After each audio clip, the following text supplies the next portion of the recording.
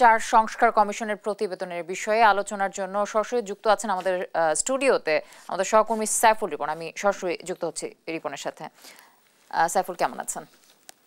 আপনার প্রতিবেদনটি দেখছিলাম, এই বিষয়ে কথা বলবো। আমি ছোট্ট করে আসলে প্রশ্নটি করতে চাচ্ছি যে সংস্কার প্রতিবেদনে আসলে কোন কোন বিষয়ে গুরুত্ব দিয়েছেন কমিশন প্রধানরা?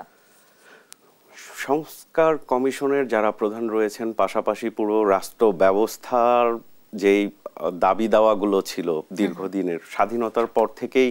আপনি যেমনটি জানেন যে বাংলাদেশের যে ক্ষমতার পালাবদল এবং রাজনৈতিক পরিস্থিতি সবসময়ই কোনো না কোনোভাবে হোঁচট খেয়েছে এবং গণতান্ত্রিক যে ধারা অব্যাহত রাখার চেষ্টা শুরু থেকেই ছিল, বারবার সেটি হোঁচট খেয়েছে এবং ক্ষমতার পালাবদলের যে প্রক্রিয়া, সেই প্রক্রিয়াতেও অনেক বাধা এসেছে এবং জনগণের উপর বারবার স্বৈরাচারী একটা শাসন ব্যবস্থা চেপে এসেছে এবং সেইখান থেকে কিন্তু জনগণের একটা প্রত্যাশা ছিল একটা সুস্থ ধারার রাজনীতি বাংলাদেশে প্রতিষ্ঠিত হোক এবং গণতান্ত্রিক ধারায় দেশটা চলুক। এবং তারই ধারাবাহিকতায় কিন্তু এই সংস্কার কমিশনের যারা প্রধানরা রয়েছেন তারা সবচেয়ে বেশি নজর দিয়েছেন যে একটি জবাবদিহিমূলক রাষ্ট্র ব্যবস্থা, সরকার ব্যবস্থা এবং জনগণের কল্যাণমুখী একটি ব্যবস্থাপনা যাতে তৈরি করা যায় সেই বিষয়টিকে মাথায় রেখেই কিন্তু সুপারিশগুলো করা হয়েছে এবং প্রত্যেকটি কমিশনেই 1 থেকে 150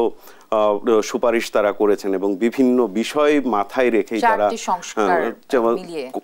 4টি কমিশনই, প্রত্যেকটি কমিশন আলাদা আলাদা করে শতাধিক সংস্কারের সুপারিশ করেছেন এবং এই সংস্কারের যেই সুপারিশগুলো এসেছে সেই সুপারিশগুলোর ভিত্তিতেই পরবর্তী আলোচনার মাধ্যমে ঐক্যমতের ভিত্তিতে একটি জবাবদিহিমূলক রাষ্ট্র ব্যবস্থা কিভাবে তৈরি করা যায় সেদিকেই এগোতে যাচ্ছে অন্তর্বর্তী সরকার। এই প্রতিবেদনে আসলে কি বলছে অন্তর্বর্তী সরকার এবং পরবর্তী পদক্ষেপ কি হতে পারে বা কি হবে, আপনি যদি আমাদের দর্শককে আপনার জায়গা থেকে বলতেন। ধন্যবাদ। জবাবদিহিমূলক একটা রাষ্ট্র ব্যবস্থা তৈরি করতে হলে প্রথমে মানুষের যেই বিষয়গুলো নিয়ে মানুষের ঐক্যমত আছে সেই ঐক্যমতের জায়গা থেকে একটি ব্যবস্থাপনা তৈরিটা বেশি জরুরি এবং সেই ব্যবস্থাপনা তৈরির অংশ হিসেবেই আজকের এই সংস্কার প্রস্তাবনাগুলো এসেছে এবং আমরা অন্তর্বর্তী সরকারের প্রধান উপদেষ্টা আজকে যেই প্রতিবেদন জমা নিয়েছেন তারপরে কিন্তু অন্তর্বর্তী সরকারের উপদেষ্টা যারা আছেন তাদের মধ্যে 3 জন সংবাদকর্মীদের সাথে কথা বলেছেন এবং তারা যেটি বলেছেন যে 4টি পর্যায়ে এই পদক্ষেপটি বাস্তবায়ন করা হবে এবং আজকে যেই বিষয়টি গেল সেটি হচ্ছে প্রথম ধাপ প্রতিবেদন জমা দেওয়া এবং এরপরে কিন্তু আগামী ফেব্রুয়ারির প্রথম সপ্তাহ কিংবা মাঝামাঝি সময় থেকে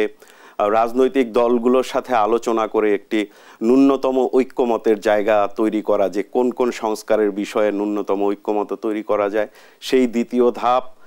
পার হয়ে পরবর্তীতে আইন ও নীতি প্রণয়নের 4টি ধাপ, প্রাথমিকভাবে 4টি ধাপ তারা নির্ধারণ ধরা হয়েছে যে 4টি ধাপ অতিক্রম করেই পরবর্তীতে এই যে সংস্কার প্রক্রিয়া সেই সংস্কার প্রক্রিয়ার ঐক্যমতটা তৈরি করে আইন এবং নীতি প্রণয়ন এবং সেটি বাস্তবায়নের দিকে যাওয়ার ইচ্ছা আছে অন্তর্বর্তী সরকারের এবং পরবর্তীতে যেই নির্বাচিত সরকার আসবেন সেই নির্বাচিত সরকার এই যে সেই সংস্কারগুলোকে বিবেচনায় নিয়ে এবং সেই সংস্কারগুলোকে গ্রহণ করবেন এমনটি প্রত্যাশা। আমাদের প্রত্যাশা থাকবে এবং সামনের দিকে দেখা যাক কি হয়। আমাদের প্রতিবেদন তো আমাদের হাতেই আসবে। ধন্যবাদ সাইফুল, আপনার মাধ্যমে আমাদের দর্শককে অনেক কিছু জানাতে পারলাম। দর্শক, আমার সাথে যুক্ত ছিলেন আমাদের সহকর্মী সাইফুল রিপন।